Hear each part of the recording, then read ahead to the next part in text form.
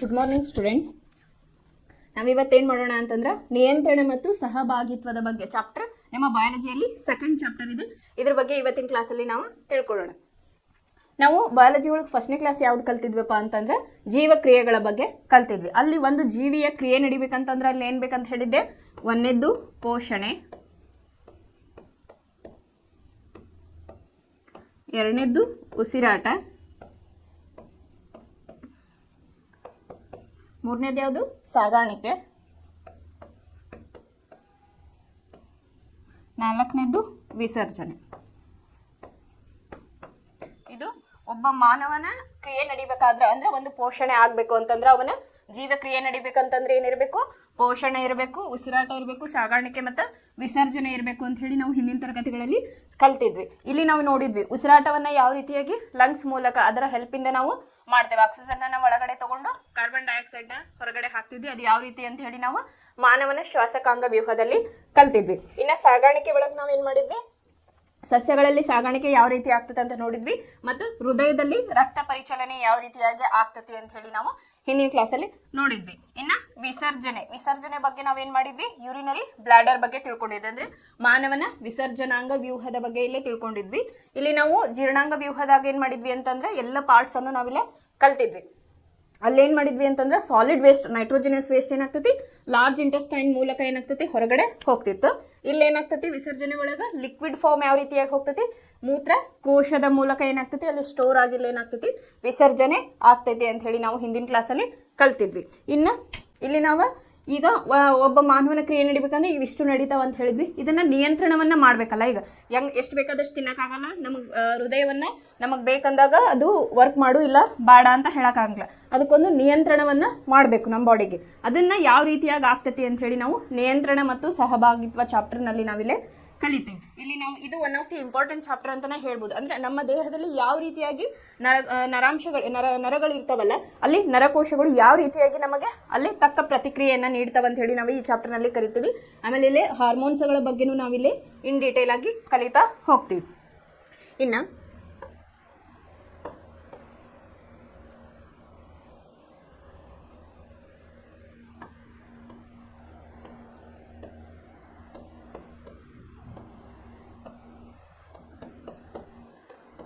ಇಲ್ಲಿ ಇಂಪಾರ್ಟೆಂಟ್ ಏನ್ ಬರ್ತೈತಪ್ಪ ಅಂತಂದ್ರೆ ಪ್ರಚೋದನೆಗೆ ತಕ್ಕ ಪ್ರತಿಕ್ರಿಯೆ ಅಂತ ಹೇಳಿ ನಾವಿಲ್ಲೇ ಕಲಿತೇವೆ. ಈಗ ಯಾವುದೇ ಒಂದು ಪ್ರಚೋದನೆಗೆ ತಕ್ಕ ಪ್ರತಿಕ್ರಿಯೆಯನ್ನ ಮನುಷ್ಯ ಮಾಡ್ತೀವಿ. ಅದು ಯಾವ ರೀತಿಯಾಗಿ ಆಗ್ತೈತಪ್ಪ ಅಂತಂದ್ರೆ, ಫಾರ್ ಎಕ್ಸಾಂಪಲ್ ನಾವು ಕೈಯನ್ನ ಬಿಸಿಗೆ ಮುಟ್ಟಿದಾಗ ಏನ್ ಮಾಡ್ತೀವಿ, ನಾವು ಆಟೋಮೆಟಿಕ್ ಕೈಯನ್ನ ಹಿಂದೆ ತೆಗಿತೀವಿ. ಅದು ಯಾವ್ದಪ್ಪ ಅಂತಂದ್ರೆ ಒಂದು ನರಕೋಶಗಳು ಇರ್ತಾವ ನಮ್ಮ ದೇಹದೊಳಗ.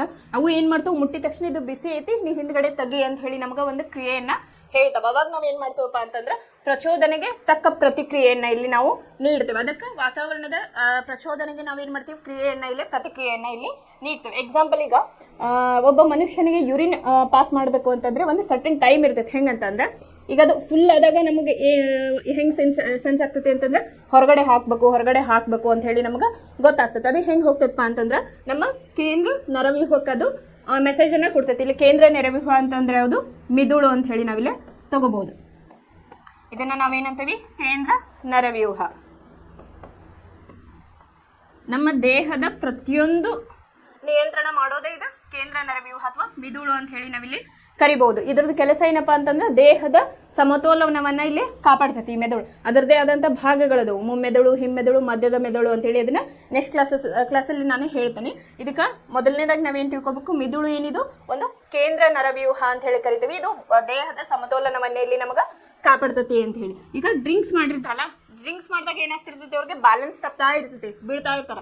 ಅದೇ ಯಾಕಪ್ಪ ಅಂತಂದ್ರೆ ಮಿದುಳು ಅವಾಗ ಸರಿಯಾಗಿ ಅದಕ್ಕೆ ಕೆಲಸ ಮಾಡಕ್ ಆಗೋದಿಲ್ಲ. ಯಾಕಂದ್ರೆ ಅವರು ಪ್ರೆಷರ್ ಹಾಕಿರ್ತಾರೆ. ಆವಾಗ ಅದು ದೇಹದ ನಿಯಂತ್ರಣವನ್ನದು ಮಾಡ್ಲಿಕ್ಕೆ ಆಗೋದಿಲ್ಲ.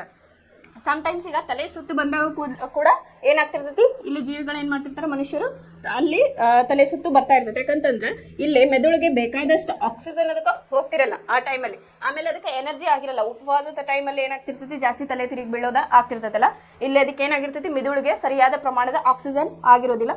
ಅಥವಾ ಮುಮ್ಮೆದುಳಿಗೆ ಏನಾದ್ರು ಪೆಟ್ಟು ಬಿತ್ತು ಅಂದ್ರೆ ಏನಾಗ್ತೈತಿ, ಅಲ್ಲೇ ಕಣ್ಣಿನ ನರಕೋಶಗಳು ಏನಿರ್ತಾವಲ್ಲ ಅದಕ್ಕೆ ಪೆಟ್ಟು ಬಿದ್ದಾಗ ಏನಾಗ್ತೈತಿ, ಕಣ್ಣು ಮಂಜಾಗೋದು, ತಲೆ ಸುತ್ತೋದು ಇಲ್ಲಿ ಆಗ್ತೈತಿ. ಈ ಚಾಪ್ಟರ್ನಲ್ಲಿ ಫಸ್ಟ್ ಏನ್ ಕಲಿಯೋಣಪ್ಪ ಅಂತಂದ್ರೆ ಪ್ರಾಣಿಗಳ ನರವ್ಯೂಹದ ಬಗ್ಗೆ ನಾವು ತಿಳ್ಕೊಳ್ಳೋದು. ಯಾವ ರೀತಿಯಾಗಿ ಮೆಸೇಜ್ ಇಲ್ಲಿ ನಮ್ಮ ಬ್ರೈನ್ಗೆ ಸೆಂಟ್ ಆಗ್ತತಿ ಅಂತ ಹೇಳಿ. ಅಂದ್ರೆ ನಮ್ಮ ದೇಹದೊಳಗ ಕೋಟ್ಯಾನುಗಟ್ಲೆ ನಮ್ಮ ನರಕೋಶಗಳು ಇರ್ತಾವೆ, ಒಂದೇ ಇರಂಗಿಲ್ಲ, ಕೋಟ್ಯಾನುಗಟ್ಲೆ ಇರ್ತಾವೆ, ಒಂದಕ್ಕೊಂದು ಕನೆಕ್ಟ್ ಇರ್ತಾವೆ. ಅದ್ರ ಮೂಲಕ ಏನಾಗ್ತತಿ ನಮ್ಮ ಬ್ರೈನ್ಗೆ ಇಲ್ಲಿ ಮೆಸೇಜ್ ಹೋಗ್ತಾ ಇರ್ತತಿ. ಅದು ಯಾವ ರೀತಿಯಾಗಿ ಹೋಗ್ತತಿ ಅಂತ ಹೇಳಿ ಇವತ್ತಿನ ಕ್ಲಾಸ್ ಒಳಗೆ ನಾವು ನೋಡೋಣ. ಇಲ್ಲಿ ಪ್ರಾಣಿಗಳ ನರವ್ಯೂಹದ ಬಗ್ಗೆ ಇವತ್ತಿನ ಕ್ಲಾಸ್ ಒಳಗೆ ನಾವು ಸ್ಟಡಿ ಮಾಡೋಣ.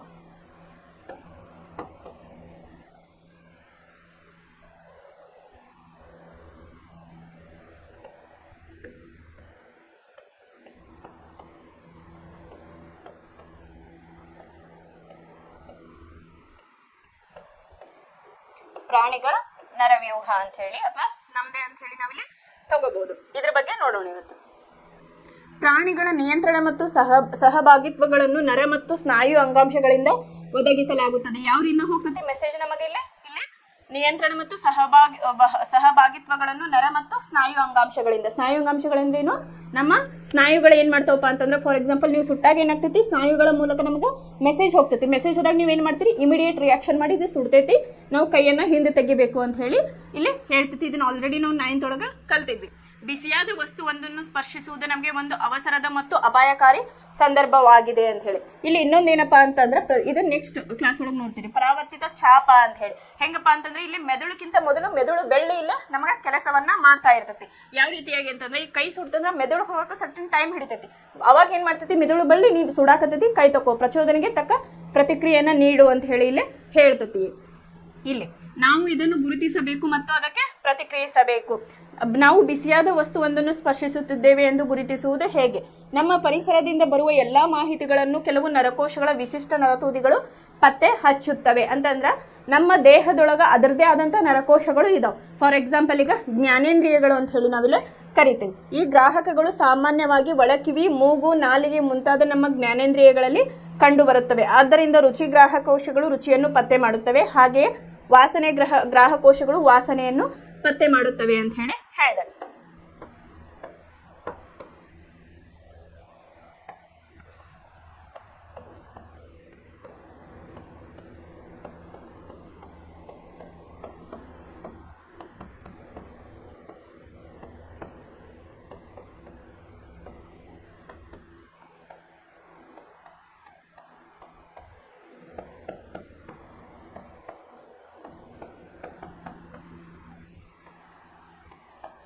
ಇಲ್ಲೇ ಜ್ಞಾನೇಂದ್ರಿಯಗಳು ಅಂತ ನಾವು ಎದಕ್ಕೆ ಕರಿತೀವಪ್ಪ ಅಂತಂದ್ರೆ, ಕಣ್ಣು, ಕಿವಿ, ಮೂಗು, ನಾಲಿಗೆ, ಚರ್ಮವನ್ನ ಇವು ಜ್ಞಾನೇಂದ್ರಿಯಗಳು ಅಂತ ಹೇಳ್ತೇವೆ ನಾವು. ಇಲ್ಲೇ ಜ್ಞಾನೇಂದ್ರಿಯ ಕ್ರಿಯಾವಾಹಕಗಳು ಅಂತ ಹೇಳಿ ನಾವು ಇಲ್ಲಿ ಕರಿತೇವೆ. ಇಲ್ಲೇ ನೆಕ್ಸ್ಟ್ ಹೇಳ್ತೀನಿ. ಈ ಜ್ಞಾನೇಂದ್ರಿಯಗಳು ಏನಪ್ಪಾ ಅಂತಂದ್ರೆ ನಮ್ಮ ದೇಹದಲ್ಲಿ ಮೇಜರ್ ಇಲ್ಲಿ ಕೆಲಸವನ್ನ ಮಾಡ್ತಾವೆ. ಹೆಂಗಪ್ಪ ಅಂತಂದ್ರೆ, ಕಣ್ಣು, ಈಗ ಎಕ್ಸಾಂಪಲ್ ಕಣ್ಣು, ನಾವೇನ್ ಮಾಡ್ತೇವೆ, ಕಣ್ಣಿನೊಳಗೂ ಏನಾಗಿರ್ತಾವ, ಕೋಟ್ಯಾಂತರ ಜೀವಕೋಶಗಳು ಇರ್ತಾವ ಅಂತ ಹೇಳಿ ನಮ್ಗೆ ಗೊತ್ತೈತಿ. ಆ ಕಣ್ಣು, ಈಗ ಫಾರ್ ಎಕ್ಸಾಂಪಲ್ ಒಂದು ಬೇಬಿ ಹುಡ್ತಂದ್ರ, ಒಂದು ಪಾಪು ಹುಡ್ತಂದ್ರ ಅದಕ್ಕೆ ಯಾರು ಅನ್ನೋದು ಗೊತ್ತಿರಂಗಿಲ್ಲ. ಅಮ್ಮ ಯಾರು, ಅಪ್ಪ ಯಾರು, ಅಥವಾ ಅಜ್ಜಿ ತಾತ ಯಾರು ಅಂತ ಗೊತ್ತಿರೋದಿಲ್ಲ. ಬಟ್ ಏನಾಗ್ತದೆ, ಅದು ಸರ್ಟನ್ ಈಗ ನಾವ್ ಏನ್ ಮಾಡ್ತೀವಿ, ಇದು ಅಮ್ಮ ಅಂತ ಹೇಳಿ ಅಂದ್ರೆ ಫೇಸ್ ಅನ್ನ ಅದು ರಿಕಗ್ನೈಸ್ ಮಾಡ್ತಾ ಹೋಗ್ತೈತಿ. ಈಗ ಫಾರ್ ಎಕ್ಸಾಂಪಲ್ ಡೈಲಿ ಏನಾಗ್ತೈತಿ, ಅದು ಫೇಸ್ ಅನ್ನ ನೋಡಿ ಇದು ಅಮ್ಮ ಅಂತ ಹೇಳಿ ಹೇಳ್ಕೊಡ್ತಾರೆ, ಇದು ಅಮ್ಮ, ಇದು ಅಪ್ಪ ಅಂತ ಹೇಳಿ. ಅವಾಗ ಏನಾಗ್ತಪ್ಪ ಅಂತಂದ್ರೆ, ಆ ಫೇಸ್ ನೋಡಿದ ತಕ್ಷಣ ಅದೇನ ಅನ್ನಕ್ ಸ್ಟಾರ್ಟ್ ಮಾಡ್ತೈತಿ, ಅಮ್ಮ ಅಂತ ಹೇಳಿ. ಅದೇ ರೀತಿಯಾಗಿ ಫಾದರ್ನ ತೋರಿಸ್ದಾಗಿದ್ದು ಅಪ್ಪ, ಅದೇ ರೀತಿಯಾಗಿ ರಿಲೇಷನ್ಸ್ನ ಅದು ಫೈಂಡ್ ಔಟ್ ಮಾಡ್ತಾ ಹೋಗ್ತೈತಿ. ಇದು ಕಣ್ಣಿನ ಒಂದು ಕೆಲಸ ಅಂತ ಹೇಳಿ ನಾವು ಹೇಳ್ಬೋದು. ಜ್ಞಾನೇಂದ್ರಿಯಗಳು ಯಾವ ರೀತಿಯಾಗಿ ಕೆಲಸವನ್ನ ಮಾಡ್ತಾವ ಅಂತ ಹೇಳಿ. ಇನ್ನು ಕಿವಿಗಳು ಅಂತಂದ್ರೆ ಕೇಳಿಸ್ಕೊಳ್ಳೋದು. ಇಲ್ಲಿ ಇದು ಒಂದು ಜ್ಞಾನೇಂದ್ರಿಯ ಅಂತ ಹೇಳಿ ನಮ್ಗೆ ಗೊತ್ತು. ಯಾವುದೇ ಒಂದು ನಾವು ವಿಷಯವನ್ನ ಕಿವಿಗಳ ಮೂಲಕ ತಗೊಂಡದ್ ಏನ್ ಮಾಡ್ತೈತಿ, ಮೆಸೇಜ್ ಅನ್ನ ಕೊಡ್ತೈತಿ. ಫಾರ್ ಎಕ್ಸಾಂಪಲ್ ನಾವು ಏನೋ ಒಂದು ಕೆಲಸ ಮಾಡ್ಬೇಕಾದ್ರೆ ನಮ್ಮ ಹೆಸರನ್ನ ಯಾರು ಕೂಗಿದ್ರ ಅಂತಂದ್ರೆ ಏನ್ ಮಾಡ್ತೈತಿ, ಕಿವಿ ಅದನ್ನ ಗ್ರಹಿಸಿ ನಮ್ಮ ಮೆದುಳಿಗೆ ಅದು ಮೆಸೇಜ್ ಅನ್ನ ರವಾನೆಯನ್ನ ಮಾಡ್ತೈತಿ. ಇನ್ನ ಮೂಗು ಹೆಂಗಪ್ಪ ಅಂತಂದ್ರೆ, ಯಾವುದೇ ಒಂದು ರುಚಿಕರವಾದ ಆಹಾರವನ್ನ ನಾವು ಸ್ಮೆಲ್ ಮೂಲಕ ಹೇಳ್ಬೋದು. ಈಗ ನಮಗೆ ಹೆಂಗಾಗಿರ್ತೈತಿ, ಈಗ ಪಲಾವ್ ಅಥವಾ ಏನೋ ಒಂದು ಮಾಡಿದಾಗ ನಮಗೆ ಇದು ಮಾಡಿದಾರ ಅಂತ ಹೇಳಿ ನಮ್ಗೆ ಸ್ಮೆಲ್ ಮೂಲಕ ಗೊತ್ತಾಗ್ತೈತಿ. ಇನ್ನ ನಾಲಿಗೆ, ಇಲ್ಲಿ ರುಚಿಕರಾದ ಆಹಾರವನ್ನ ನಾವು ನೋಡಿದಾಗ ಏನಾಗ್ತೈತಿ, ಅದ್ರದ್ದು ಇದನ್ನ ಮಾಡಿದಾರ ಅಂತಂದಾಗ ಏನಾಗ್ತೈತಿ, ಬಾಯಲ್ಲಿ ನೀರು ಬರಕ್ ಸ್ಟಾರ್ಟ್ ಆಗ್ತೈತಿ. ಫಾರ್ ಎಕ್ಸಾಂಪಲ್ ಈಗ ಪಲಾವ್ ಮಾಡಿದ್ರಂದ್ರೆ ಅದ್ರ ಸ್ಮೆಲ್ಲಿಗೆ ಏನಾಗ್ತೈತಿ, ಪಲಾವ್ ಮಾಡ್ತಿದಾರೆ ಅಂತ ಹೇಳಿ ನಮ್ಮ ನಾಲಿಗೆ ಮೂಲಕ ಏನಾಗ್ತೈತಿ, ನೀರು ಬರಕ ಸ್ಟಾರ್ಟ್ ಆಗ್ತೈತಿ. ಅವಾಗ ಇಲ್ಲಿ ಏನ್ ಮಾಡ್ತೈತಿ, ಇಲ್ಲಿ ಸಲೈವರಿ ಗ್ಲ್ಯಾಂಡ್ಸ್ ವರ್ಕ್ ಮಾಡ್ತಾವ ಅಂತ ಹೇಳಿ ನಾವು ಹಿಂದಿನ ಕ್ಲಾಸಲ್ಲಿ ಕಲ್ತಿದ್ವಿ. ಜೀರ್ಣಕ್ರಿಯೆ ಒಳಗೆ ಏನ್ ಮಾಡ್ತೈತಿ, ಇದು ಸಲೈವ, ಇದು ಅಮೈಲೇಸ್ ಅನ್ನೋ ಒಂದು ಎಂಜೈಮ್ ಅನ್ನ ಹೊಂದಿರ್ತೈತಿ. ಅದೇನ್ ಮಾಡ್ತೈತಿ, ಫುಡ್ ಅನ್ನ ನೋಡಿದಾಗ ನಮ್ಮ ಬಾಯಲ್ಲಿ ನೀರ್ ಬರಕ ಸ್ಟಾರ್ಟ್ ಆಗ್ತೈತಿ. ಅದು ಎದಕ್ಕಪ್ಪ ಅಂತಂದ್ರೆ, ಅದು ಒಂದು ಕ್ರಿಯೆನ, ಜ್ಞಾನೇಂದ್ರಿಯ, ಇದು ಜ್ಞಾನೇಂದ್ರಿಯ ಅಂತ ನಾ ಹೇಳಿದೆ, ಅದು ತನ್ನ ಕ್ರಿಯೆಯನ್ನ ಮಾಡಕ ಸ್ಟಾರ್ಟ್ ಮಾಡ್ತೈತಿ. ಅವಾಗ ನಮಗೆ ಫುಡ್ ಅನ್ನ ನೋಡಿದಾಗ ಅಥವಾ ಅದ್ರ ಸ್ಮೆಲ್ ತಗೊಂಡಾಗ ಆಗ ಹುಳಿ ಪದಾರ್ಥವನ್ನ ನಾವು ಈಗ ಆಲ್ರೆಡಿ ಅದ್ರ ಬಗ್ಗೆ ನಮಗೆ ಗೊತ್ತಿರ್ತೈತಿ. ಈಗ ಮಾವಿನಕಾಯಿ ಅಂತ ಅಂದ ತಕ್ಷಣ ಎಲ್ಲರಿಗೂ ಏನಾಗ್ತೈತಿ, ಬಾಯಲ್ಲಿ ನೀರು ಬರಕ್ ಸ್ಟಾರ್ಟ್ ಆಗ್ತೈತಿ. ಯಾಕಪ್ಪ ಅಂತಂದ್ರೆ ಅದು ಸೆನ್ಸ್ ಆರ್ಗನಿಕ್ ಗೊತ್ತಾಗ್ತೈತಿ ಹುಳಿ ಪದಾರ್ಥ ಅಂತ ಹೇಳಿ ಗೊತ್ತೈತಿ. ಅದೇ ರೀತಿ ನಮ್ಗೆ ಇಷ್ಟವಾದ ರುಚಿಕರ ಆಹಾರವನ್ನ ನೋಡಿದಾಗ ಕೂಡ ಏನಾಗ್ತೈತಿ, ನಮ್ಮ ಸಬ್ ಕಾನ್ಶಿಯಸ್ ಮೈಂಡ್ ಅಂತಾನು ಹೇಳ್ಬೋದು. ಅಲ್ಲಿ ಹೆಂಗಿರ್ತೈತಿ ಅದ್ರ ರುಚಿ ಅದಕ್ಕೆ ಗೊತ್ತಿರ್ತೈತಿ, ಗ್ರಹಣವನ್ನ ಮಾಡಿರ್ತೈತಿ. ಅವಾಗ ಏನಾಗ್ತೈತಿ, ನಮಗೆಲ್ಲ ರುಚಿಯನ್ನ ಗ್ರಹಿಸ್ಲಿಕ್ಕೆ ಸಾಧ್ಯವಾಗಿ ಅಲ್ಲೇ ಬಾಯಲ್ಲಿ ನೀರು ಬರಲು ಸಾಧ್ಯ ಆಗ್ತೈತಿ. ಇನ್ನು ಚರ್ಮ ಅಂತಂದ್ರೆ ಏನಾಗ್ತೈತಿ, ನಾವು ಯಾವ್ದಾದ್ರು ಬಿಸಿ ಪದಾರ್ಥವನ್ನು ಮುಟ್ಟಿದಾಗ ಅದು ಇದು ಸುಡಾಕತೈತಿ, ಹಿಂತೆಗಿತು. ಅದೇ ರೀತಿ ತಣ್ಣನೆಯ ಪದಾರ್ಥವನ್ನು ಮುಟ್ಟಿದಾಗ ಏನಾಗ್ತೈತಿ, ಇದು ತಣ್ಣಗೈತಿ ಅಂತ ಹೇಳಿ ನಮಗೆ ಚರ್ಮದ ಮೂಲಕ ಇಲ್ಲಿ ಗೊತ್ತಾಗ್ತೈತಿ. ಇವು ಜ್ಞಾನೇಂದ್ರಿಯಗಳು ನಮ್ಮ ನರಕೋಶದಲ್ಲಿ ಯಾವ ರೀತಿಯಾಗಿ ಕೆಲಸ ಮಾಡ್ತಾವ ಅಂತ ಹೇಳಿ ಇಲ್ಲಿ ನಾವು ತಿಳ್ಕೊಂಡ್ವಿ. ಇನ್ನು ನರಕೋಶದ ಒಂದು ಜಾಲವೇ ನಮ್ಮ ದೇಹದಲ್ಲಿ ಇರ್ತೈತಿ. ಅದು ಯಾವ ರೀತಿಯಾಗಿ ಇರ್ತೈತಿ ಅಂತ ಹೇಳಿ ನಾನೀಗ ಒಂದು ಫ್ಲೋ ಚಾರ್ಟ್ ಮೂಲಕ ನಿಮಗಿಲ್ಲೇ ಹೇಳ್ತೇನೆ.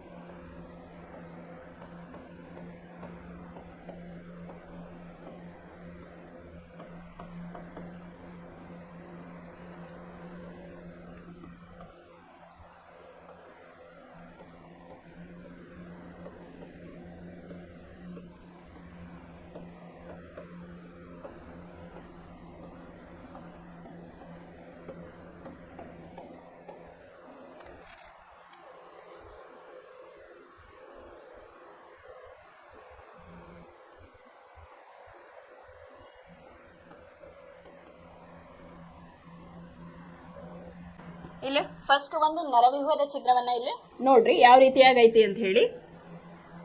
ಇಲ್ಲಿ ಒಂದು ನರಕೋಶ ಯಾವ ರೀತಿಯಾಗಿರ್ತೈತಿ ಅಂತ ಇಲ್ಲಿ ನಿಮ್ಗೆ ಪಿಕ್ಚರ್ ಅನ್ನ ತೋರಿಸಿದ್ದಾರೆ. ಇಲ್ಲಿ ನೋಡ್ರಿ, ಇದು ಒಂದು ನರಕೋಶದ ಚಿತ್ರ. ಇಲ್ಲೇನಾಗಿರ್ತೈತಿ, ಒಂದು ಕೋಶ ಕೇಂದ್ರ ನ್ಯೂಕ್ಲಿಯಸ್ ಅಂತ ಹೇಳಿ ಕರಿತೀವಿ. ಇದು ಕೋಶಕಾಯ, ಇದು ಆಕ್ಸಾನ್ ಅಂತ ಹೇಳಿ, ಇದು ನರದ ತುದಿ, ಮತ್ತು ಇವು ಡೈಂಡ್ರೇಟ್, ಬೇರ್ಗಳ ತರ ಏನು ಸ್ಟ್ರಕ್ಚರ್ಸ್ ಅದಾವಲ್ಲ ಇವು ಡೈಂಡ್ರೇಟ್ಗಳ ಅಂತ ಹೇಳಿ ನಾವು ಕರಿತೀವಿ. ಇದು ಒಂದು ಸಿಂಪಲ್ ಏನಾಗಿರ್ತದಪ್ಪ ಅಂತಂದ್ರೆ ನರಕೋಶ. ಇವು ಕೊಟ್ಯಾನುಗಟ್ಲೆ ನಮ್ಮ ದೇಹದಲ್ಲಿ ಇರ್ತಾವೆ. ಇದ್ರೊಳಗೆ ಒಂದನ್ನ ತೆಗೆದುಕೊಂಡಿದ. ಇದಕ್ಕೆ ಏನಾಗಿರ್ತದಪ್ಪ ಅಂತಂದ್ರೆ ಇಲ್ಲೊಂದು ಸ್ವಲ್ಪ ಸ್ಪೇಸ್ ಕೊಟ್ಟು ನೆಕ್ಸ್ಟ್ ಒಂದು ನರಕೋಶ ಇಲ್ಲಿ ಸ್ಟಾರ್ಟ್ ಆಗಿರ್ತದೆ. ನಮ್ಮ ದೇಹದಲ್ಲಿ ಹೆಂಗಪ್ಪ ಅಂತಂದ್ರೆ ಜ್ಞಾನವಾಹಿ ನರಕೋಶ ಇರ್ತಾವು, ಕ್ರಿಯಾವಾಹಿ ಇರ್ತಾವು, ಮತ್ತೆ 3 ತರ ಬರ್ತಾವೆ. ಅದನ್ನ ನಾನು ನೆಕ್ಸ್ಟ್ ಕ್ಲಾಸ್ ಒಳಗೆ ನಿಮಗೆ ಹೇಳ್ತಾ ಹೋಗ್ತೀನಿ ಯಾವ ರೀತಿಯಾಗಿ ನರಕೋಶಗಳು ಇರ್ತಾವೆ. ಅಂದ್ರೆ ಜ್ಞಾನವಾಹಿ, ಕ್ರಿಯಾವಾಹಿ ಮತ್ತೆ ಸಂಬಂಧ ಕಲ್ಪಿಸುವ ನರಕೋಶ ಅಂತೇಳಿ 3 ರೀತಿಯಾಗಿ ಇಲ್ಲಿ ನರಕೋಶಗಳನ್ನ ನಾವಿಲ್ಲಿ ಕಾಣ್ತೀವಿ. ಇಲ್ಲಿ ನೋಡ್ರಿ, ಒಂದು ಇದ್ರೊಳಗೆ ಏನಾಗಿರ್ತೈತಿ ಅಂತಂದ್ರೆ ಕೋಶಕಾಯ, ಕೋಶ ಕೇಂದ್ರ, ಡೈಂಡ್ರೇಟ್, ಆಕ್ಸಾನ್, ನರತುದಿ, ಮತ್ತೆ ಸ್ವಲ್ಪ ಸ್ಪೇಸ್ ಕೊಟ್ಟು ನೆಕ್ಸ್ಟ್ ನರಕೋಶ ಇಲ್ಲಿ ಸ್ಟಾರ್ಟ್ ಆಗಿರ್ತೈತಿ. ಇಲ್ಲಿ ಒಂದು ನಿಮ್ಗೆ ಎಕ್ಸಾಂಪಲ್ ಯಾವ ರೀತಿ ಇರ್ತೈತಿ ಅಂತ ಹೇಳಿ ತೋರಿಸಿದ್ದಾರೆ. ಆಮೇಲೆ ನರಸ್ನಾಯುಕ ಸಂಗಮ ಬಿಂದು ಅಂತ ಹೇಳಿ ಒಂದು ಚಿತ್ರವನ್ನ ಕೊಟ್ಟಿದ್ದಾರೆ. ಇದ್ರೊಳಗೆ ಏನಾಗಿರ್ತೈತಿ, ಲೋಮನಾಳ. ಲೋಮನಾಳದ ಬಗ್ಗೆ ನಾವು ಕಲ್ತಿದ್ವಿ. ಇವೇನಾಗಿರ್ತಾವ, ಸಣ್ಣ ಸಣ್ಣ ನರಕೋಶಗಳಂತ ಹೇಳಿ ನಾವಿಲ್ಲಿ ಕರಿತೇವೆ. ಸ್ನಾಯು ನರ ಆಕ್ಸಾನ್ ಇರ್ತೈತಿ, ಮತ್ತು ನರಸ್ನಾಯುಕ ಸಂಗಮ ಬಿಂದು ಅಂತ ಹೇಳಿ. ಇಲ್ಲಿ ನೋಡ್ರಿ ಮೈಟೋಕಾಂಡ್ರಿಯಾ ಅಂತ ಹೇಳಿ ಕೊಟ್ಟಿದ್ದಾರೆ. ಮೈಟೋಕಾಂಡ್ರಿಯಾ ಬಗ್ಗೆ ನಾವು ಈಗಾಗಲೇ ಕಲ್ತಿದ್ವಿ. ಏನಪ್ಪಾ ಅಂತಂದ್ರೆ ಈಗ ನಮಗೆ ಬಾಡಿಗೆ ಎನರ್ಜಿ ಬೇಕಂತಂದ್ರೆ ಗ್ಲೂಕೋಸ್ ಬೇಕು. ಗ್ಲೂಕೋಸ್ ಏನಾಗ್ತೈತಿ ನೆಕ್ಸ್ಟ್ ನಮ್ಮ ಬಾಡಿಗೆ ಮೈಟೋಕಾಂಡ್ರಿಯಾ ಸೆಲ್ಸ್ ಮೂಲಕ ಎಲ್ಲ ನಮ್ಮ ಜೀವಕೋಶಗಳಿಗೆಲ್ಲ ಮಾಡ್ತೈತಿ. ಇದು ಮೈಟೋಕಾಂಡ್ರಿಯಾ ನಾವು power house of the cell ಅಂತ ಹೇಳಿ ಕೂಡ ಇಲ್ಲಿ ಕರಿತೇವೆ. ಇಲ್ಲಿ ಯಾವ ರೀತಿಯಾಗಿ ನಮ್ಮ ಬ್ರೈನ್ಗೆ ಮೆಸೇಜ್ ಹೋಗ್ತೈತಿ ನರಕೋಶದ ಮೂಲಕ ಅಂತ ಹೇಳಿ ನಾ ಇಲ್ಲೊಂದು ಸ್ಟ್ರಕ್ಚರ್ ಅನ್ನ ಹಾಕೇನಿ. ಇಲ್ಲೇ ನೋಡ್ಬೋದು. ಇಲ್ಲಿ ಫೈನಲ್ ನಮ್ದು ಏನಪ್ಪಾ ಪ್ರಚೋದನೆಗೆ ತಕ್ಕ ಪ್ರತಿಕ್ರಿಯೆಯನ್ನು ನಾವಿಲ್ಲೇ ನೀಡ್ತೇವೆ. ಯಾವ ರೀತಿಯಾಗಿ ಇಲ್ಲಿ ಫಸ್ಟ್ ಪ್ರಚೋದನೆ ಸಿಕ್ತು. ಈಗ ಮನೆಯಲ್ಲಿ ಒಂದು ರುಚಿಕರವಾದ ಅಡಿಗೆಯನ್ನ ಮಾಡಿದಾರ ಅಂತಿಕೊಡ್ರಿ, ಅದಕ್ಕೆ ನಮಗೇನು ಬಂತು ಇಲ್ಲೇ ಪ್ರಚೋದನೆ ಇಲ್ಲೇ ಸಿಕ್ತು. ಏನಂತಂದ್ರೆ ನಮಗಲ್ಲೇ ಪ್ರಚೋದನೆ ಇಲ್ಲೇ ಅಡಿಗೆ ಆಗೈತಿ ಅಂತ ಹೇಳಿ ಇಲ್ಲೇ ಗೊತ್ತಾಯ್ತು. ಇನ್ನು ಗ್ರಾಹಕಗಳು ಏನ್ ಮಾಡ್ತಾವ ಅದನ್ನ ಇಲ್ಲೇ ಮೂಗು ಅಂತ ಹೇಳಿ ನಾವಿಲ್ಲೇ ತಗೋಬಹುದು. ಅದನ್ನ ಸ್ಮೆಲ್ ಅನ್ನ ತಗೊಂಡು ಇದು ಏನು ಇಲ್ಲೇ ರುಚಿಕರವಾದ ಅಡಿಗೆ ಆಗೈತೆ ಅಥವಾ ಪಲಾವ್ ಅಂತ ಹೇಳಿ ನಾವು ತಗೊಂಡಾಗ ಇಲ್ಲಿ ಏನಾಗ್ತೈತಿ ಮೂಗು ಅದನ್ನ ಗ್ರಹಣವನ್ನ ಮಾಡ್ತು. ಇದ್ರೆ ಮೂಗು ಅಂತ ಹೇಳಿ ತಗೋಬಹುದು. ನೆಕ್ಸ್ಟ್ ಏನಾಗ್ತೈತಿ ಜ್ಞಾನವಾಹಿ ನರಕೋಶಗಳು ಅಂತಂದ್ರೆ ಇವು ಏನಾಗಿರ್ತಾವ ಜ್ಞಾನೇಂದ್ರಿಯಗಳಿಗೆ ಅಂಟ್ಕೊಂಡಿರ್ತಾವ. ಯಾವ ಜ್ಞಾನವಾಹಿ ನರಕೋಶಗಳು ಏನ್ ಮಾಡಿರ್ತಾವಪ್ಪ ಅಂತಂದ್ರೆ ಜ್ಞಾನೇಂದ್ರಿಯಗಳಿಗೆ ಇವು ಅಂಟ್ಕೊಂಡಿರ್ತಾವ. ಇವು ಏನ್ ಮಾಡ್ತಾವ ನೆಕ್ಸ್ಟ್ ಮೆಸೇಜ್ ಅನ್ನ ಕಳಿಸ್ತಾವ. ನೆಕ್ಸ್ಟ್ ಯಾವ ರೀತಿಯಾಗಿ ಕೋಶಕಾಯ ಆಕ್ಸಾನ್ ಸಂಸರ್ಗ ಅಂತ ಹೇಳಿ ಇದು ಒಂದು ನರಕೋಶದ ಚಿತ್ರ ಅಂತ ಹೇಳಿ ನಾವು ಇದಿಷ್ಟು ಕನ್ಸಿಡರ್ ಮಾಡ್ಬೋದು. ಪ್ರಚೋದನೆ ಡೈಂಡ್ರೈಟ್ಗಳ ಮೂಲಕ ಹೋಗ್ತತಿ, ಗ್ರಾಹಕಗಳು ಅದನ್ನ ಸ್ವೀಕರಿಸ್ತಾವು.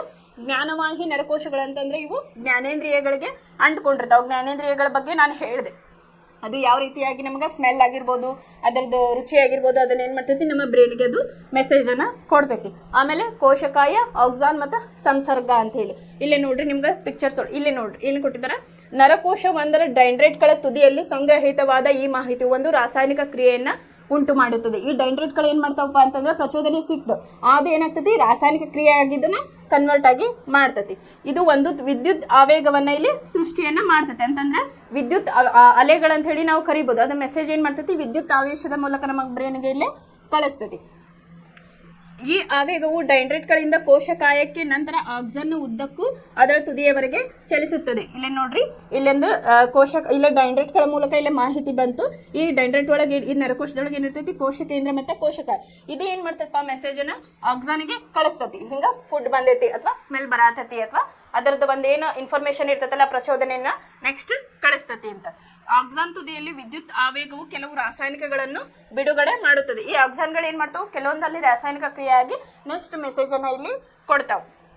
ಈ ರಾಸಾಯನಿಕಗಳು ಸಂಸರ್ಗವನ್ನು ದಾಟುತ್ತವೆ ಮತ್ತು ಮುಂದಿನ ನರಕೋಶದ ಡೈಂಡ್ರೈಟ್ಗಳಲ್ಲಿ ಇದೇ ರೀತಿಯ ವಿದ್ಯುತ್ ಆವೇಗವನ್ನು ಅಲ್ಲಿ ಪ್ರಾರಂಭಿಸುತ್ತವೆ ಅಂತ ಹೇಳಿ. ಇಲ್ಲಿ ಸಂಸರ್ಗ ಅಂತಂದ್ರೆ ಏನಪ್ಪಾ ಅಂತಂದ್ರೆ ಇಲ್ಲೇ ಇದಕ್ಕೆ ಅಟ್ಯಾಚ್ ಆಗಿ ಇನ್ನೊಂದು ನರಕೋಶ ಇರ್ತೈತೆ ಸೇಮ್ ಇದೇ ರೀತಿಯ ಡೈಂಡ್ರೈಟ್ ಕೋಶಕಾಯ ಇಲ್ಲಿ ಸಮ ಸ್ಪೇಸ್ ಇರ್ತೈತಿ. ಇಲ್ಲಿ ಏನಾಗಿರ್ತದಪ್ಪ ಅಂತಂದ್ರೆ ಸ್ವಲ್ಪ ಸ್ಪೇಸ್ ಇರ್ತೈತಿ. ಅದನ್ನ ನಾವೇನಂತ ಹೇಳ್ತೇವೆ ಅಂತಂದ್ರೆ ಸಂಸರ್ಗ. ಒಂದು ನರಕೋಶದ ಮತ್ತೆ ಇನ್ನೊಂದು ನರಕೋಶದ ನಡುವೆ ಏನಾಗಿರ್ತೈತಿ ಒಂದು ಜಾಗ ಖಾಲಿ ಜಾಗ ಇರ್ತೈತಿ. ಅದನ್ನ ನಾವೇನಂತ ಕರಿತೇವಪ್ಪ ಅಂತಂದ್ರೆ ಸಂಸರ್ಗ. ಇದೇನ್ ಮಾಡ್ತೈತಿ ಇಲ್ಲಿಂದ ಮೆಸೇಜ್ ಹೋತಲ್ಲ ಇಲ್ಲಿ ಸ್ಪೇಸ್ ಇದೆ. ಈ ಸಂಸರ್ಗದ ಮೂಲಕ ಇನ್ನೊಂದು ನರಕೋಶ ಇಲ್ಲೇ ಸ್ಟಾರ್ಟ್ ಆಗಿರ್ತೈತಿ. ಸ್ಟಾರ್ಟ್ ಆದಾಗ ಏನಾಗ್ತದಪ್ಪ ಅಂತಂದ್ರೆ ಅದು ನೆಕ್ಸ್ಟ್ ನರಕೋಶದಿಂದ ಇನ್ನೊಂದು ನರಕೋಶಕ್ಕೆ ಡೈಂಡ್ರೈಟ್ ಆಕ್ಸಾನ್ ಅದೇ ರೀತಿಯಾಗಿ ಒಂದು ನರಕೋಶದಿಂದ ಇನ್ನೊಂದು ನರಕೋಶಕ್ಕೆ ಇಲ್ಲಿ ಮೆಸೇಜ್ ಅನ್ನ ಕಳಿಸ್ತೈತಿ. ಅದೇ ರೀತಿಯಾಗಿ ಫೈನಲ್ ಏನಾಗ್ತದಪ್ಪ ನಮ್ಮ ಬ್ರೈನ್ಗೆ ಮೆಸೇಜ್ ಅದು ಹೋಗ್ತೈತಿ. ಫಾರ್ ಎಕ್ಸಾಂಪಲ್ ನಿಮ್ಗೆ ಹಸಿವಾಗಿತ್ತಂದ್ರೂ ಕೂಡ ಏನಾಗ್ತೈತಿ ನಾನೀಗ ಊಟ ಮಾಡಬೇಕು, ಈಗ ನಾನು ಮನೆಗೆ ಹೋಗ್ಬೇಕು ಈ ರೀತಿಯಾಗಿ ಅಥವಾ ನಾವು ಡಬ್ಬಿ ತಗೊಂಡು ಹೋಗಿದ್ವಿ ಅಂದ್ರೆ ಊಟ ಮಾಡಬೇಕು ಅಂತ ಹೇಳಿ ನಮಗೆ ಮೆಸೇಜ್ ಇಲ್ಲಿ ಬರ್ತಾ ಇರ್ತೈತಿ ಅಂತ ಹೇಳಿ. ಮುಂದಿನ ನರಕೋಶದ ಡೈಂಡ್ರೈಟ್ಗಳಲ್ಲಿ ಇದೇ ರೀತಿಯ ವಿದ್ಯುತ್ ಆವೇಗವನ್ನು ಪ್ರಾರಂಭಿಸುತ್ತವೆ. ಇದು ನರಾವೇಗಗಳು ದೇಹದಲ್ಲಿ ಹೇಗೆ ಸಂಚರಿಸುತ್ತವೆ ಎಂಬುದರ ಸಾಮಾನ್ಯ ನಕ್ಷೆಯಾಗಿದೆ ಅಂತ ಹೇಳಿ. ಅಂದ್ರೆ ನರಾವೇಗಗಳು ಯಾವ ರೀತಿಯಾಗಿ ನಮ್ಮ ದೇಹದಲ್ಲಿ ಸಂಚರಿಸ್ತಾವು ಅಂತ ಹೇಳಿ ಇಲ್ಲ ಹೇಳಿದ್ದಾರೆ. ಈ ರೀತಿಯ ಸಂಸರ್ಗ ಅಂತಿಮವಾಗಿ ನರಕೋಶಗಳಿಂದ ಸ್ನಾಯುಕೋಶಗಳ ಅಥವಾ ಗ್ರಂಥಿಗಳಂತಹ ಇತರ ಜೀವಕೋಶಗಳಿಗೆ ಇಂತಹ ನರಾವೇಗಗಳನ್ನು ವಿತರಿಸಲು ಅನುವು ಮಾಡಿಕೊಡುತ್ತದೆ ಅಂತ ಹೇಳಿ. ಅಂದ್ರೆ ಮೆಸೇಜ್ ಅನ್ನ ಒನ್ ಬೈ ಅದೇನ್ ಮಾಡ್ತೈತಿ ಪಾಸ್ ಮಾಡ್ತಾ ಹೋಗ್ತೈತಿ. ಅದನ್ನ ನಾ ಇಲ್ಲೇನ್ ಮಾಡಿದೆ ಫ್ಲೋ ಚಾರ್ಟ್ ಅನ್ನ ಹಾಕಿದ್ದೀನಿ. ಪ್ರಚೋದನೆ ಸಿಕ್ತು, ಗ್ರಾಹಕಗಳನ್ನ ಗ್ರಹಿಸಿದ್ವು, ಜ್ಞಾನವಾಹಿ ನರಕೋಶದ ಡೈಂಡ್ರೈಟ್ಗಳು ಅದನ್ನ ಎಕ್ಸೆಪ್ಟ್ ಮಾಡ್ತಾವು. ಅಲ್ಲೇನಿರ್ತೈತಿ ಕೋಶಕಾಯ ಆಕ್ಸಾನ್. ಇಲ್ಲೇ ನೆಕ್ಸ್ಟ್ ಏನಾಗ್ತೈತಿ ಅಲ್ಲೇ ಸಂಸರ್ಗ. ಅಂದ್ರೆ ಸಂಸರ್ಗ ಅಂತಂದ್ರೆ ಏನು ಒಂದು ನರಕೋಶದಿಂದ ಇನ್ನೊಂದು ನರಕೋಶಕ್ಕೆ ಮಧ್ಯೆ ಇರುವಂತಹ ಒಂದು ಸ್ಪೇಸ್ ಅನ್ನ ನಾವೇನಂತೀವಿ ಸಂಸರ್ಗ ಅಂತ ಹೇಳಿ ಕರಿತೀವಿ. ಇಲ್ಲಿ ನೆಕ್ಸ್ಟ್ ಬೇರೆ ನರಕೋಶದ ಡೈಂಡ್ರೈಟ್ಗಳು ಅಂದ್ರೆ ಬೇರೆ ನರಕೋಶದ ಡೈಂಡ್ರೈಟ್ಗಳಿಗೆ ಇದು ಮೆಸೇಜ್ ಪಾಸ್ ಆಗ್ತೈತಿ. ಅಲ್ಲಿ ಕೂಡ ಏನಾಗಿರ್ತೈತಿ ಕೋಶಕಾಯ ಆಕ್ಸಾನ್ ರಿಪೀಟ್ ಆಗಿರ್ತೈತಿ. ಆಮೇಲೆ ವಿವಿಧ ನರಕೋಶಗಳಂದ್ರೆ ಅದರದ್ದೇ ಆದಂಥ ನರಕೋಶಗಳೇ ಇರ್ತಾವೆ. ಫಾರ್ ಎಕ್ಸಾಂಪಲ್ ನಮಗೀಗ ಒಂದು ಕಾಲೊಳಗೆ ಮುಳ್ಳು ಚುಸ್ತು ಅಂದ್ರೆ ಅದ್ರ ಸುತ್ತಮುತ್ತಲು ಒಂದು ನರಕೋಶಗಳು ಇರ್ತಾವೆ. ಅವು ಇಮಿಡಿಯೇಟ್ ಏನು ಮಾಡ್ತಾವೆ, ಮೆಸೇಜನ್ನು ತೊಗೊಂಡು ಹೋಗ್ತಾವೆ, ನಿನಗೆ ಮುಳ್ಳು ಚುಚ್ಚೈತಿ ಅಂತೇಳಿ. ಆ ರೀತಿಯಾಗಿ ನಮ್ಮ ದೇಹದಲ್ಲಿ ಏನಾಗಿರ್ತೈತಿ, ಅದರದೇ ಕೆಲಸಕ್ಕಾಗಿ ಅಂತ ಹೇಳಿ ವಿವಿಧ ನರಕೋಶಗಳು ಇರ್ತಾವೆ. ಇಲ್ಲೇ ನೆಕ್ಸ್ಟ್ ಏನು ಮಾಡ್ತೈತಿ, ಕೇಂದ್ರ ನರವ್ಯೂಹ. ಕೇಂದ್ರ ನರವ್ಯೂಹ ಅಂತಂದ್ರೇನು, ಮಿದುಳು. ಫೈನಲಿ ಏನಾಗ್ತೈತಿ, ಕೇಂದ್ರ ನರವ್ಯೂಹಕ್ಕೆ. ಇಲ್ಲ ಕೇಂದ್ರ ನರವ್ಯೂಹ ಅಂದ್ರೆ ನಾವೇನು ತಗೋತೇವೆ, ಇಲ್ಲೇ ಮಿದುಳನ್ನ ತೆಗೆದುಕೊಳ್ತೇವೆ. ಅದೇ ಏನು ಮಾಡ್ತೈತಿ, ಮಿದುಳಿಗೆ ಮೆಸೇಜನ್ನು ಕೊಡ್ತೈತಿ. ಅವಾಗ ಏನು ಮಾಡ್ತೈತಪ್ಪ ಅಂತಂದ್ರೆ ನಮಗೆ ಏನು ಪ್ರತಿಕ್ರಿಯೆ ನೀಡ್ಬೇಕಂತ ಹೇಳಿ ನಮಗೆ ಗೊತ್ತಾಗ್ತೈತಿ. ಆಮೇಲೆ ಏನಾಗ್ತೈತಿ, ಕ್ರಿಯಾವಾಹಿ ನರಕೋಶಗಳು. ಕ್ರಿಯೆ ಅಂತಂದ್ರೆ ತನ್ನ ಕ್ರಿಯೆ ಅನ್ನೋದು ಮಾಡಕ್ಕೆ ಸ್ಟಾರ್ಟ್ ಮಾಡ್ತೈತಿ. ಆಮೇಲೆ ಇಲ್ಲಿ ಕೋಶಕಾಯ ಆಕ್ಸನ್, ಸೇಮ್ ಒಂದು ನರಕೋಶದಿಂದ ಇನ್ನೊಂದು ನರಕೋಶದ ಸ್ಟ್ರಕ್ಚರ್ಸ್ ಇಲ್ಲೇ ಸಿಕ್ತು. ಆಮೇಲೆ ಕ್ರಿಯಾವಾಹಿ ನರಕೋಶಗಳು, ಇಲ್ಲಿ ನಾವು ಸ್ನಾಯು ಅಂತ ಹೇಳಿ ಬರ್ದೇನೆ. ಯಾಕಪ್ಪ ಅಂತಂದ್ರೆ ಈ ಕ್ರಿಯಾವಾಹಿ ನರಕೋಶಗಳು ಎದಕ್ಕೆ ಅಂಟ್ಕೊಂಡಿರ್ತಾವಪ್ಪ ಅಂತಂದ್ರೆ ಇದು ಸ್ನಾಯುಗಳಿಗೆ ಇವು ಅಂಟ್ಕೊಂಡಿರ್ತಾವು. ಇವಾಗ ಜ್ಞಾನವಾಹಿ ನರಕೋಶಗಳು ಏನದಾವಲ್ಲ, ಇವು ಜ್ಞಾನೇಂದ್ರಿಯಗಳಿಗೆ ಅಂಟ್ಕೊಂಡಿರ್ತಾವು ಅಂತ ಹೇಳಿ ನಾ ಹಂಗಾಗಿಲ್ಲ ಸ್ನಾಯು ಬರ್ದೇನೆ. ಇಲ್ಲಿ ಕ್ರಿಯಾವಾಹಿ ಇಲ್ಲಿ ತನ್ನ ಸ್ನಾಯುಗಳಿಗೆ ಅಂಟ್ಕೊಂಡಿರ್ತಾವು. ಜ್ಞಾನವಾಹಿ ಜ್ಞಾನೇಂದ್ರಿಯಗಳು ಏನದಾವಲ್ಲ ಅದಕ್ಕೆ ಇವು ಅಂಟ್ಕೊಂಡಿರ್ತಾವ ಅಥವಾ ಅದರ ಆಸ್ಪಾಸ್ ಇರ್ತಾವು ಅಂತ ಹೇಳಿ ನಾವಿಲ್ಲಿ ಕರಿತೇವೆ. ಫೈನಲಿ ಏನಾಗ್ತೈತಿ, ಕ್ರಿಯಾವಾಹಿ ನರಕೋಶದಿಂದ ನಾವು ಪ್ರತಿಕ್ರಿಯೆಯನ್ನು ಇಲ್ಲಿ ನೀಡ್ತೇವೆ ಅಂತ ಹೇಳಿ ಹೇಳ್ಬೋದು. ಈ ಕೇಂದ್ರ ನರವ್ಯೂಹ ಅಂತಂದ್ರೆ ಅದು ಇಮಿಡಿಯೇಟ್ ರಿಯಾಕ್ಷನ್ ಅನ್ನ ಇಲ್ಲಿ ಮಾಡ್ತೇವೆ ನಾವು. ಮುಳ್ಳು ಚುಚ್ಚಿದಾಗ ನಮಗೆ ಮೆಸೇಜ್ ಹೋಗ್ತೈತಿ, ನಿನಗೆ ಮುಳ್ಳು ಚುಚ್ಚೈತಿ, ಅದ್ರದ್ದು ಹಾಗಾಗಿ ನಿನಗೆ ಪೇನ್ ಬರಾಕತ್ತೈತಿ ಅಂತ ಹೇಳಿ ನಮಗಿಲ್ಲಿ ಮೆಸೇಜ್ ಅನ್ನ ಇಲ್ಲಿ ಕೊಡ್ತೈತಿ ಅಂತ ಹೇಳಿ. ಇದು ಒಂದು ಜಸ್ಟ್ ನಿಮಗೆ ಅರ್ಥ ಆಗ್ಲಿ ಅಂತ ಹೇಳಿ ಯಾವ ರೀತಿಯಾಗಿ ನರಾವೇಗಗಳು ನಮ್ಮ ದೇಹದಲ್ಲಿ ಚಲನೆಯನ್ನ ಮಾಡ್ತಾವ ಅಂತ ಹೇಳಿ ನಾವೊಂದು ಫ್ಲೋ ಚಾರ್ಟ್ ಮೂಲಕ ನಿಮಗೆಲ್ಲ ತಿಳಿಸ್ಕೊಟ್ಟೆ. ಇನ್ನು ನರ ಅಂಗಾಂಶವು ನರಕೋಶ ಅಥವಾ ನ್ಯೂರಾನ್ಗಳಿಂದ ಅದು ಒಂದು ವ್ಯವಸ್ಥಿತ ಜಾಲದಿಂದ ಮಾಡಲ್ಪಟ್ಟಿರುತ್ತದೆ ಅಂತ ಹೇಳಿ. ಅಂದ್ರೆ ಇಲ್ಲಿ ನಮ್ಮ ದೇಹದಲ್ಲಿ ನರಕೋಶಗಳ ಒಂದು ಜಾಲವೇ ಇರ್ತೈತಿ, ಅದು ಫುಲ್ ಅದರಿಂದನೇ ತುಂಬಿರ್ತೈತಿ. ಕೋಟ್ಯಾನುಗಟ್ಲೆ ನರಕೋಶಗಳಿಂದ ನಮ್ಮ ದೇಹ ಏನಾಗಿರ್ತೈತಿ, ತುಂಬಿರ್ತೈತಿ ಅಂತ ಹೇಳಿ. ಈ ವ್ಯವಸ್ಥೆ ದೇಹದ ಒಂದು ಭಾಗದಿಂದ ಮತ್ತೊಂದು ಭಾಗಕ್ಕೆ ಮಾಹಿತಿಯನ್ನು ವಿದ್ಯುತ್ ಆವೇಗಗಳ ಮೂಲಕ ಸಾಗಿಸುವ ವೈಶಿಷ್ಟ್ಯತೆಯನ್ನು ಹೊಂದಿದೆ. ಇದು ಯಾವ ರೀತಿಯಾಗಿ ಹೋಗ್ತದಪ್ಪ ಅಂತಂದ್ರೆ ವಿದ್ಯುತ್ ಅಲೆಗಳ ಮೂಲಕ ಇಲ್ಲಿ ಇರ್ತೈತಿ, ನಮಗೆ ಮೆಸೇಜ್ ಅನ್ನ ಕೊಡ್ತೈತಿ ಅಂತ ಹೇಳಿ ಇಲ್ಲಿ ಹೇಳಿದಾರೆ. ಇದಿಷ್ಟು ಏನಪ್ಪಾ ಅಂತಂದ್ರೆ ಪ್ರಾಣಿಗಳ ನರಕೋಶದ ಬಗ್ಗೆ ನಾವಿವತ್ತು ಕಲಿತ್ವಿ.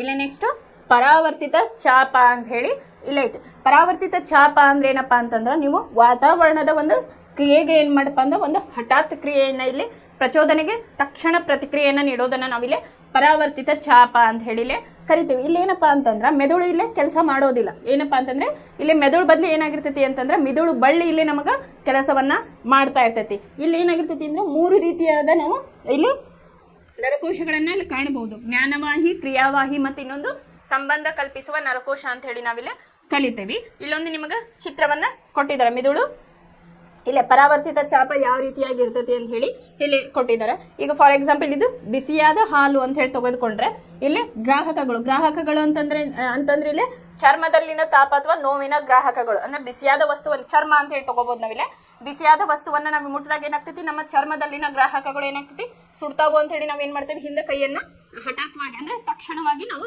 ತೆಗಿತೇವೆ. ಅವಾಗ ಏನ್ ಮಾಡ್ತದಪ್ಪ ಅಂತಂದ್ರೆ ಈ ಜ್ಞಾನವಾಹಿ ನರಕೋಶಗಳು ಇಲ್ಲಿ ನೋಡ್ರಿ ಎರೋ ಮಾರ್ಕ್ ತೋರ್ಸಾರ.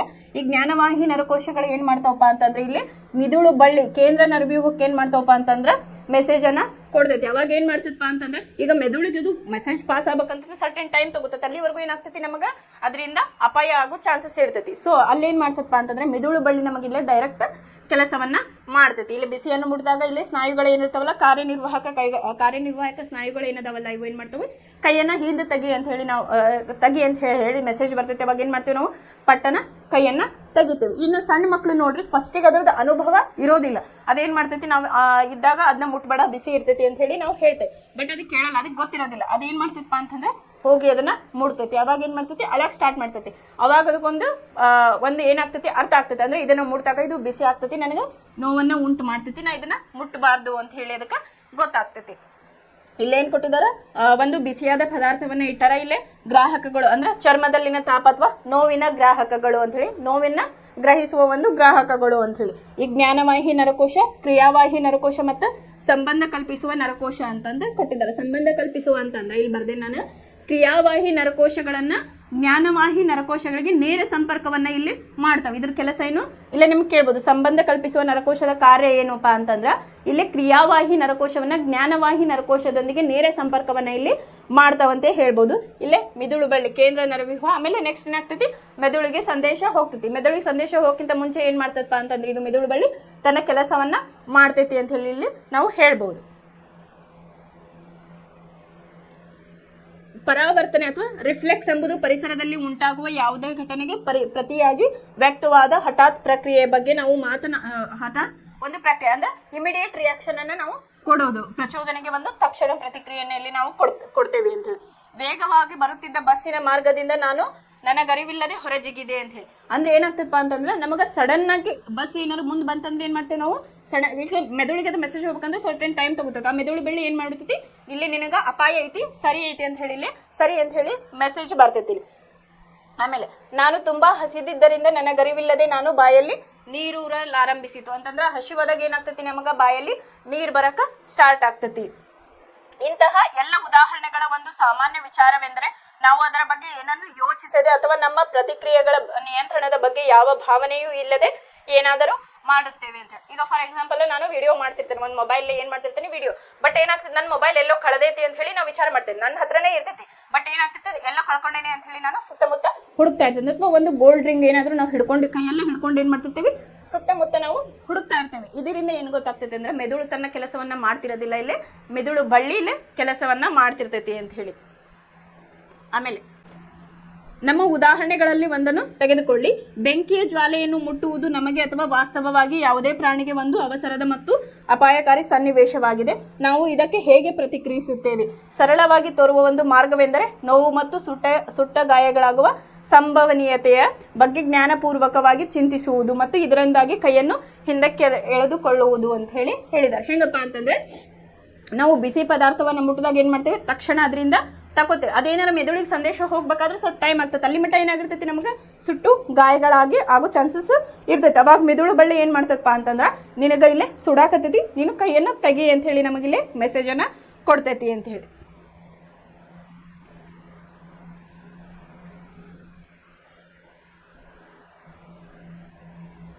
ಇವೆಲ್ಲವನ್ನು ಯೋಚಿಸಲು ನಮಗೆ ಎಷ್ಟು ಸಮಯ ಹಿಡಿಯುತ್ತದೆ? ಈ ಪ್ರಶ್ನೆಗೆ ಉತ್ತರವು ನಾವು ಹೇಗೆ ಯೋಚಿಸುತ್ತೇವೆ ಎಂಬುದನ್ನು ಆಧರಿಸಿದೆ. ಒಂದು ವೇಳೆ ನರಾವೇಗಗಳು ಈ ಮೊದಲು ನಾವು ಚರ್ಚಿಸುವ ಮಾರ್ಗದಲ್ಲಿ ಕಳುಹಿಸಿದರೆ ನಮ್ಮ ಆಲೋಚನೆಯು ಇಂತಹ ನರಾವೇಗಗಳನ್ನು ಸೃಷ್ಟಿಸುವುದು ಒಳಗೊಳ್ಳುತ್ತದೆ. ಆಲೋಚಿಸುವುದು ಒಂದು ಸಂಕೀರ್ಣ ಚಟುವಟಿಕೆಯಾಗಿದೆ.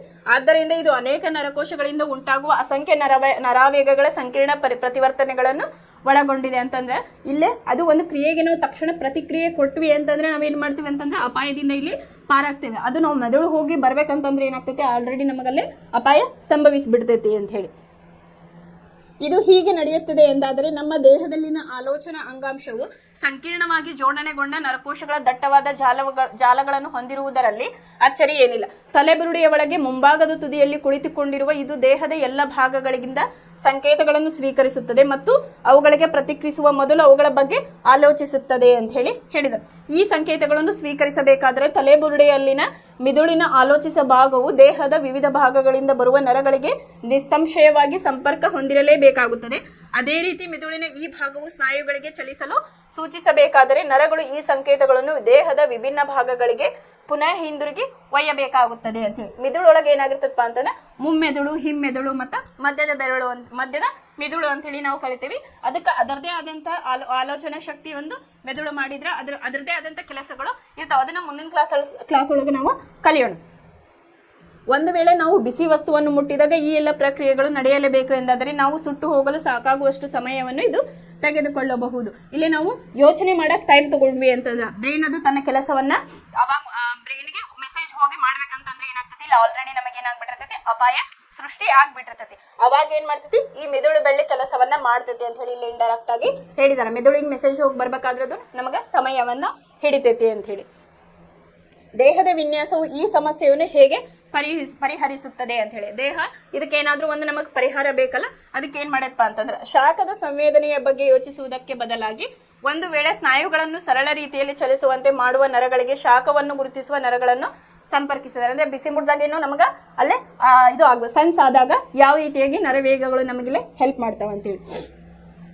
ಒಳಹರಿವು ಅಥವಾ ಸಂಕೇತಗಳನ್ನು ಗುರುತಿಸುವ ಪ್ರಕ್ರಿಯೆ ಮತ್ತು ಹೊರಹರಿವು ಪ್ರಕ್ರಿಯೆ ಮೂಲಕ ಅದಕ್ಕೆ ಪ್ರತಿಕ್ರಿಯಿಸುವುದನ್ನು ಬಹುಶಃ ತ್ವರಿತವಾಗಿ ಪೂರ್ಣಗೊಳಿಸಬಹುದು.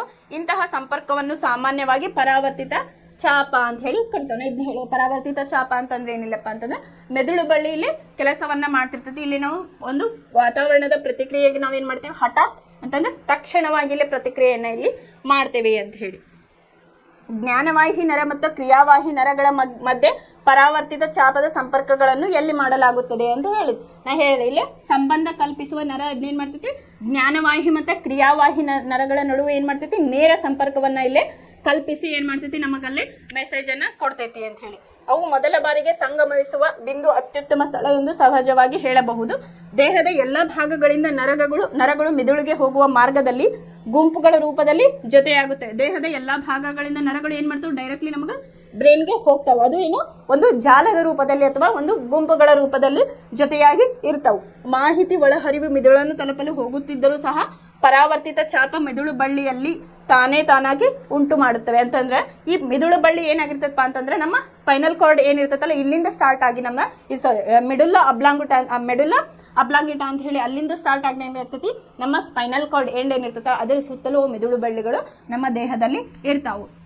ಇದು ಏನ್ ಮಾಡ್ತಪ್ಪ, ಇದ್ರ ಅಡ್ವಾಂಟೇಜಸ್ ಏನಂತಂದ್ರೆ ಇದು ಮೆದುಳಿಗೆ ಸ್ಟ್ರೆಸ್ ಅನ್ನ ಕಮ್ಮಿ ಮಾಡ್ತೈತಿ. ಇದೇನ್ ಮಾಡ್ತೈತಿ, ತನ್ನ ಕೆಲಸವನ್ನ ಮಾಡ್ಬಿಡ್ತೈತಿ. ಅಂತಂದ್ರೆ ಈಗ ಬ್ರೇನ್ ತನ್ನ ಕೆಲಸವನ್ನ ಮಾಡಕ್ಕೆ ಟೈಮ್ ತಗೋತೈತಲ್ಲ, ಅವಾಗ ಏನ್ ಮಾಡ್ತೈತಿ, ನನಗೆ ಇದು ಸ್ಟ್ರೆಸ್ ಆಗ್ತೈತಿ, ನೀನು ಸ್ವಲ್ಪ ಕೆಲಸವನ್ನ ಮಾಡು ಮಿದುಳು ಬಳ್ಳಿ ಅಂತ ಹೇಳಿ ಏನ್ ಮಾಡ್ತೈತಿ ಅಂತಂದ್ರೆ ಮಿದುಳು ಬಳ್ಳಿ ಏನ್ ಮಾಡ್ತೈತಿ, ಇಂಥ ಅವಸರದ ಅವಘಡಗಳು ಏನಿರ್ತಾವಲ್ಲ ಅಂತದಕ್ಕೆ ನೀ ತಕ್ಷಣ ಪ್ರತಿಕ್ರಿಯೆಯನ್ನ ನೀಡು ಅಂತ ಹೇಳಿ ಹೇಳ್ತೈತಿ. ಇದರಿಂದಾಗಿ ಏನಾಗ್ತೈತಿ, ಬ್ರೈನ್ಗೆ ಸರ್ಟೆನ್ ಸ್ಟ್ರೆಸ್ ಇಲ್ಲಿ ವರ್ಕ್ ಲೋಡ್ ಇಲ್ಲಿ ಕಮ್ಮಿ ಆಯ್ತು. ಇದು ಒಂದು ಮೆದುಳು ಬಳ್ಳಿಯ ಉಪಯೋಗ ಅಂತ ಹೇಳಿ ನಾವು ಇಲ್ಲಿ ಹೇಳ್ಬೋದು. ಇದು ಎಲ್ಲಿ ಇರ್ತೈತಪ್ಪ ಅಂತಂದ್ರೆ ಮೆಡುಲಾ ಅಬ್ಲಾಂಗೇಟದಿಂದ ಸ್ಟಾರ್ಟ್ ಆಗಿ ನಮ್ಮ ಸ್ಪೈನಲ್ ಕಾರ್ಡ್ ಎಂಡ್ ಏನಿರ್ತೈತಲ್ಲ ಅಲ್ಲೆಲ್ಲ ನಮ್ದು ಮೆದುಳು ಬಳ್ಳಿಗಳು ಸುತ್ತುವರೆದಿರ್ತಾವ ಅಂತ ಹೇಳಿ ನಾವಿಲ್ಲಿ ಹೇಳ್ಬೋದು. ಮೆದುಳಿನ ಆಲೋಚನಾ ಪ್ರಕ್ರಿಯೆಯು ಸಾಕಷ್ಟು ವೇಗವಾಗಿಲ್ಲದಿರುವುದರಿಂದ ಪ್ರಾಣಿಗಳನ್ನ ಪರಾವರ್ತಿತ ಚಾಪಗಳು ಸಹಜವಾಗಿ ವಿಕಸನಗೊಂಡಿವೆ. ಇಲ್ಲಿ ನೋಡ್ರಿ, ಮಿದುಳಿನ ಆಲೋಚನಾ ಪ್ರಕ್ರಿಯೆಯು ಸಾಕಷ್ಟು ವೇಗವಾಗಿಲ್ಲದಿರುವುದರಿಂದ ಪ್ರಾಣಿಗಳಲ್ಲಿ ಪರಾವರ್ತಿತ ಚಾಪಗಳು ಸಹಜವಾಗಿ, ಈಗ ಮೆದುಳಿಗೆ ಸರ್ಟೆನ್ ಟೈಮ್ ಬೇಕು ಅಂತ ಹೇಳಿದೆ, ಅದರಿಂದ ಏನಾಗ್ತೈತಿ, ಈ ಪರಾವರ್ತಿತ ಚಾಪ ನಮಗ ಹೆಲ್ಪ್ ಆಗ್ತೈತಿ ಅಂತ ಹೇಳಿ. ವಾಸ್ತವವಾಗಿ ಅನೇಕ ಪ್ರಾಣಿಗಳು ಆಲೋಚನೆಗೆ ಅಗತ್ಯವಾದ ನರಕೋಶಗಳ ಸಂಕೀರ್ಣ ಜಾಲವನ್ನು ಹೊಂದಿಲ್ಲ ಅಥವಾ ಅತ್ಯಲ್ಪ ಪ್ರಮಾಣದಲ್ಲಿ ಹೊಂದಿವೆ. ಆದ್ದರಿಂದ ನಿಜವಾದ ಆಲೋಚನಾ ಪ್ರಕ್ರಿಯೆಗಳ ಅನುಪಸ್ಥಿತಿಯಲ್ಲಿ ಪರಾವರ್ತಿತ ಚಾಪಗಳು ಕಾರ್ಯನಿರ್ವಹಣೆಯ ಪರಿಣಾಮಕಾರಿ ಮಾರ್ಗಗಳಾಗಿ ವಿಕಸನಗೊಂಡಿವೆ. ಅಂತಂದ್ರೆ ವಿಚಾರ ಮಾಡೋದಕ್ಕೆ ಟೈಮ್ ಹಿಡಿತೈತಿ. ಆ ಟೈಮಲ್ಲಿ ಏನಾಗ್ತೈತಿ, ಇಲ್ಲಿ ಪರಾವರ್ತಿತ ಚಾಪ ಇಲ್ಲಿ ನಮಗ ಕೆಲಸವನ್ನ ಇಲ್ಲಿ ಮಾಡ್ತೈತಿ ಅಂತ ಹೇಳಿ. ಆದಾಗ್ಯೂ ನರಕೋಶಗಳ ಸಂಕೀರ್ಣ ಜಾಲಗಳು ಅಸ್ತಿತ್ವಕ್ಕೆ ಬಂದ ನಂತರವೂ ಪರಾವರ್ತಿತ ಚಾಪಗಳು ಶೀಘ್ರ ಪ್ರಕ್ರಿಯೆಗಳನ್ನು ನೀಡಲು ಹೆಚ್ಚು ಪರಿಣಾಮಕಾರಿಯಾಗಿ ಮುಂದುವರೆದಿವೆ ಅಂತ ಹೇಳಿ ಹೇಳ್ತಾರೆ. ಇದೇ ರೀತಿಯಾಗಿ ಇಲ್ಲಿ ಹೆಂಗಪ್ಪ ಅಂತಂದ್ರೆ ಇದನ್ನ ನಾನು ಹೇಳಿದೆ, ಯಾವ ರೀತಿಯಾಗಿ ಮಿದುಳಿನಕ್ಕಿಂತ ಮೊದಲು ಮಿದುಳು ಬಳ್ಳಿ ನಮಗ ಅಪಾಯಕಾರಿ ಒಂದು ಸಂದರ್ಭದೊಳಗಡೆ ಹೆಲ್ಪ್ ಮಾಡ್ತೈತಿ. ಅದೇ ರೀತಿಯಾಗಿ ಸಮ್ ಹಾರ್ಮೋನ್ಸ್ ಇರ್ತಾವ ನಮ್ಮ ಬಾಡಿ ಒಳಗೆ, ಅದು ಕೂಡ ಏನಾಗ್ತೈತೆ ಅಂತಂದ್ರೆ ಒಂದು ನಮಗ ಘಟನೆ ಅಂತಂದ್ರೆ ಏನು, ಹೆದರಿಕೆ ಸಮಯದಲ್ಲಿ ಏನ್ ಮಾಡ್ತಿರ್ತೈತಿ ಅಂತಂದ್ರೆ ಏನೂ ಆಗೋದಿಲ್ಲ ಅಂತ ಹೇಳಿ ಒಂದಿಷ್ಟು ಕೆಲವು ಹಾರ್ಮೋನ್ಸ್ಗಳು ನಮ್ಮನ್ನ ಕೂಲ್ ಮಾಡ್ತಾ ಇರ್ತಾವೆ. ಇಂಡೈರೆಕ್ಟ್ಲಿ ನಮಗೆ ಕೆಲಸವನ್ನ ಮಾಡ್ತೇವೆ. ಅದೇ ರೀತಿಯಾಗಿ ಇಲ್ಲಿ ಪರಾವರ್ತಿತ ಚಾಪವು ಕೂಡ ನಮಗಿಲ್ಲಿ ಕೆಲಸವನ್ನ ಮಾಡ್ತಾ ಇರ್ತೈತಿ ಅಂತ ಹೇಳಿ ಇಲ್ಲೇ ಹೇಳ್ಬೋದು. ಇದಿಷ್ಟು ಏನಪ್ಪಾ ಅಂತಂದ್ರೆ ಪರಾವರ್ತಿತ ಚಾಪ ಪ್ರಾಣಿಗಳಲ್ಲಿ ಹೇಗೆ ಕೆಲಸ ಮಾಡುತ್ತಿರುತ್ತದೆ ಅಂತ ಹೇಳಿ. ಈ ಪರಾವರ್ತಿತ ಚಾಪ ಒಳಗೆ ಏನಪ್ಪಾ ಅಂತಂದ್ರೆ ಜ್ಞಾನವಾಹಿ, ಕ್ರಿಯಾವಾಹಿ ಮತ್ತೆ ಸಂಬಂಧ ಕಲ್ಪಿಸುವ ನರಕೋಶಗಳು ಇರ್ತಾವ ಅಂತ ಹೇಳಿ. ಇಲ್ಲೇನಪ್ಪಾ ಅಂತಂದ್ರೆ ಇದ್ರದ್ದು ಅಡ್ವಾಂಟೇಜಸ್ ಅಂತ ಹೇಳಿ ಕೇಳಿದ್ರೆ ಏನ್ ಹೇಳ್ಬೇಕು ನೀವು, ಒಂದು ಅಪಾಯಕಾರಿ ಸಂದರ್ಭಗಳಲ್ಲಿ ಇದು ನಮಗೆ ಹಠಾತ್ ಪ್ರಕ್ರಿಯೆ ನೀಡಲು ಇದು ಹೆಲ್ಪ್ ಮಾಡ್ತೈತಿ, ನಮ್ಮನ್ನ ಅಪಾಯದಿಂದ ಸಂರಕ್ಷಿಸ್ತತಿ ಅಂತ ಹೇಳಿ. ಇನ್ನೊಂದು ಏನು ಕೆಲಸ ಅಂತಂದ್ರೆ ಮೆದುಳಿನ ಸ್ಟ್ರೆಸ್ ಅನ್ನ ಇದು ಕಮ್ಮಿ ಮಾಡ್ತೈತಿ, ಅಥವಾ ಅದರ ಮೆದುಳಿನ ವರ್ಕ್ ಲೋಡ್ ಅನ್ನ ಇದು ಕಮ್ಮಿ ಮಾಡ್ತೈತಿ ಅಂತ ಹೇಳಿ ನಾವಿಲ್ಲಿ ತಗೋಬಹುದು. ಇನ್ನು ಸಂಬಂಧ ಕಲ್ಪಿಸುವ ನರಕೋಶದ ಕೆಲಸ ಏನು, ಜ್ಞಾನವಾಹಿ ಮತ್ತು ಕ್ರಿಯಾವಾಹಿ ನರಕೋಶಗಳಿಗೆ ನೇರ ಸಂಪರ್ಕವನ್ನ ಇಲ್ಲಿ ಇದು ಮಾಡ್ತೈತಿ ಅಂತ ಹೇಳಿ. ಇದಿಷ್ಟು ಏನಪ್ಪಾ ಅಂತಂದ್ರೆ ಪರಾವರ್ತಿತ ಛಾಪದ ಬಗ್ಗೆ ನಾವು ಇವತ್ತಿನ ಕ್ಲಾಸ್ ಒಳಗ ಕಲಿತ್ವಿ. ಇನ್ನು ನಾಳೆ ಕ್ಲಾಸ್ ಒಳಗ ನಮ್ಮ ಮೆದುಳಿನ ಬಗ್ಗೆ ನಾವು ಕಲ್ತ್ಕೊಳ್ಳೋಣ. ಧನ್ಯವಾದಗಳು.